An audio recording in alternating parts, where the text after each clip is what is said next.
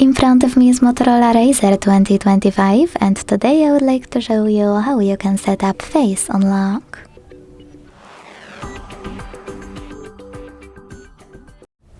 Start by opening settings and scrolling to hit security and privacy. Then scroll again to tap on the face unlock. Hit face unlock here and enter your current login method. Now you need to tap on Setup at the bottom right corner. Get ready and hit Setup again. Keep your face in frame and follow all of the instructions from your screen.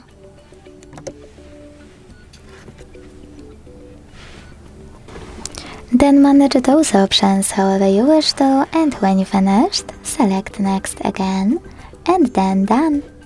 So now, when I switch off my screen and turn it back on,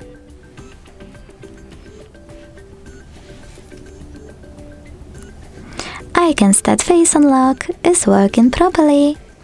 Thanks so much for watching. If you enjoyed this video, don't forget to leave a like, comment and subscribe. Bye!